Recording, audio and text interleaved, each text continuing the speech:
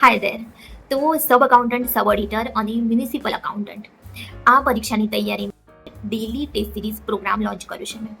તો આમાં તમને દરરોજ 2 ટેસ્ટ મળશે. આપણે જે કોમર્સના 10 સબ્જેક્ટ છે એના સિલેબસમાં જે ટોપિક છે તો એ ટોપિકને જ ચેપ્ટર વાઇઝ ડિવાઈડ કરીને દરરોજ 2 ટેસ્ટ મૂકવામાં આવશે. બે ચેપ્ટરના ટેસ્ટ મૂકવામાં આવશે. બરાબર. તો આ ટેસ્ટ ગુજરાતી અને ઇંગ્લિશ બંને લેંગ્વેજમાં છે. આપણી નોટિફિકેશનમાં જે એડવર્ટાઇઝમેન્ટ છે એમાં મેન્શન કરેલું છે કે પેપર ગુજરાતી મીડિયમમાં આવશે, પણ લાસ્ટ ટાઈમ જે એક્ઝામ થઈ હતી એમાં ઇંગ્લિશમાં પણ હતું. તો મેં બંને લેંગ્વેજીસમાં રાખ્યું છે. તો તમે કોઈ પણ લેંગ્વેજમાં ટેસ્ટ આપી શકો છો.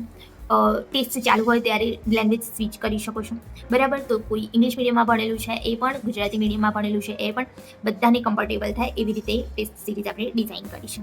ઓકે. બીજું કે એમાં નંબર ઓફ ક્વેશ્ચન્સ કેટલા આવશે તો એની કોઈ લિમિટ રાખી નથી. જેવું ચેપ્ટર, જો ચેપ્ટર બહુ લેન્થી છે એમાં બહુ બધા ઇમ્પોર્ટન્ટ પોઈન્ટ્સ છે જે એક્ઝામની દ્રષ્ટિએ બહુ ઇમ્પોર્ટન્ટ છે અને પેપરમાં પૂછાઈ શકે એવા છે, તો એવા ચેપ્ટર માટે નંબર ઓફ ક્વેશ્ચન ઘણા બધા છે. અમુક ચેપ્ટર્સ એવા છે જેમાં 50 ક્વેશ્ચન છે, 60, 70 ક્વેશ્ચન્સ છે, એ પ્રકારના ચેપ્ટર્સ પણ છે. તો તમારા સંપૂર્ણ સિલેબસના દરેક ટોપિકનું બરાબર પ્રેક્ટિસ થશે આમાં. બરાબર. બીજું, તમારે વાંચવાનું ક્યાંથી છે, આ ટેસ્ટ શેમાંથી બનાવવામાં આવે છે તો જુઓ, પ્રાઇમરી જે સોર્સ છે જેમાં તમારે પણ ત્યાંથી જ વાંચવાનું છે, મેં પ્રશ્નો પણ ત્યાંથી જ બનાવ્યા છે, એ છે આપણે 11th 12thની જે CERT અને આપણા જે બીકોમના ટેક્સ્ટ બુક હતા અને એના રેફરન્સ બુક્સ હતા. તો બધા ક્વેશ્ચન્સ મેં એમાંથી જ લીધા છે. મોસ્ટલી ક્વેશ્ચન એમાંથી છે. અમુક જે subject, for example public administration થઈ ગયું તો આપણે એ કોમર્સમાં નહોતું આવતું. બરાબર. તો એના માટે મેં ઇગ્નોનું મટીરિયલ છે એ યુઝ કર્યું છે. બાકીના જે સબ્જેક્ટ છે એ મોસ્ટલી 11th 12th અને કોલેજના જે મટીરિયલ છે એમાંથી લેવામાં આવ્યા છે. બરાબર. જેવી રીતે સ્ટેટિસ્ટિક્સ અને મેથેમેટિક્સ થઈ ગયું તો એના બધા ચેપ્ટર, 2-3 ચેપ્ટર છોડીને બાકી બધા ચેપ્ટર તમને 11th 12thની સ્ટેટિસ્ટિક્સની બુકમાંથી મળી જશે, અને બાકી જે 1-2 ચેપ્ટર નથી એ તમને ગણિતની બુકમાં મળી જશે. બરાબર. અચ્છા, બીજું આપણે જે તૈયારી કરવાની છે, પહેલાં તો તમે જે લોકોએ હજી સુધી પ્રીવિયસ યર ક્વેશ્ચન્સ પેપર નથી જોયા તો પ્લીઝ ફર્ધર વાંચતા પહેલાં તમે એકવાર એ પ્રીવિયસ યર ક્વેશ્ચન્સ પેપર જુઓ. એનાથી તમને ખબર પડશે કે તમારે કેટલી ડિટેલમાં વાંચવાનું છે. બરાબર.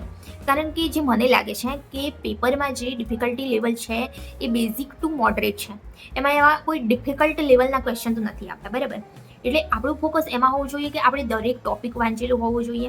બહુ ડિટેલમાં જેવી રીતે અકાઉન્ટ ઓફિસરના પેપરની તૈયારી કરીએ અને એમાં જેટલું ડિટેલમાં વાંચવાનું હોય છે એટલું તો બિલકુલ આમાં વાંચવાનું નથી હોતું. ઓકે. તો આપણે જે ટેસ્ટ છે એ એવી રીતે જ બનાવે છે, એની ડિફિકલ્ટી લેવલ પણ એવી રીતે જ રાખ્યું છે.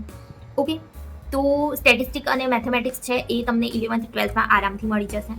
પછી ઇકોનોમિક્સ એન્ડ ફાઇનાન્શિયલ એડમિનિસ્ટ્રેશન, તો એ અગેન તમને 11th 12thની ઇકોનોમિક્સની બુક એમાં મળી જશે.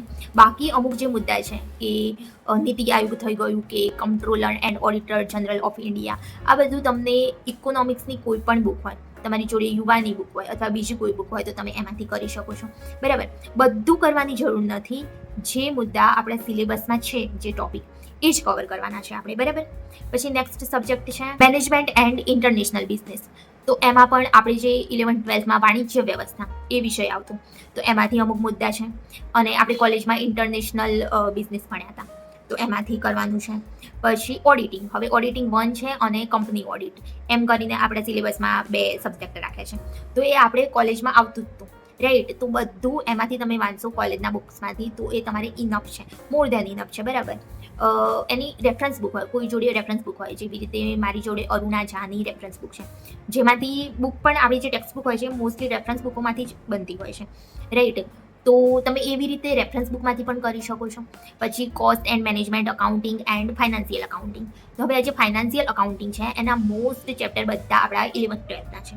ઓકે. 1-2 છોડીને જ, 1-2 કદાચ તમને બીકોમની બુકમાં મળી જશે. પછી કોસ્ટ એન્ડ મેનેજમેન્ટ અકાઉન્ટિંગ, તો એ આખું બીકોમમાં કવર થયું હતું. રાઈટ. તો એ તમારે ત્યાંથી કરવાનું છે.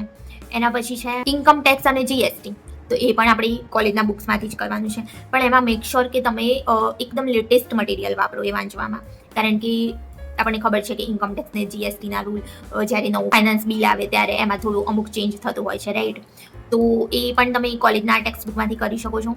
બીજું છે ટેલી. તો ટેલી માટે તમે તમારી જોડે કોઈ નોટ્સ હોય, PDF હોય, બજારમાંથી કોઈ બુક લાવ્યા હોય તો તમારે એમાંથી કરવાનું છે. બીજું કે ટેલીમાં ટેલી પ્રાઇમ અને ટેલી ERP9, જો કે ટેલી પ્રાઇમ લેટેસ્ટ છે. રાઈટ. પણ જે લાસ્ટ યર પેપર થયું હતું એમાં બધા ક્વેશ્ચન ટેલી ERP9 પ્રમાણે હતા.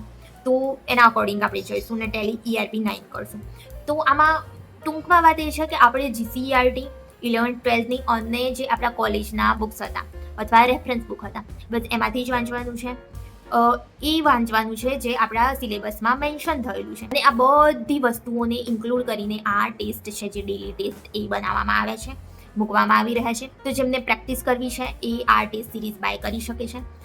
ફર્સ્ટ 50 સ્ટુડન્ટ માટે પ્રાઇસ રાખી છે 399, બરાબર. તો અત્યારે તમે મોકટેલ એકેડમી એપ ડાઉનલોડ કરી શકો છો અને એ ટેસ્ટ પ્રેક્ટિસ કરી શકો છો. Okay, thank you.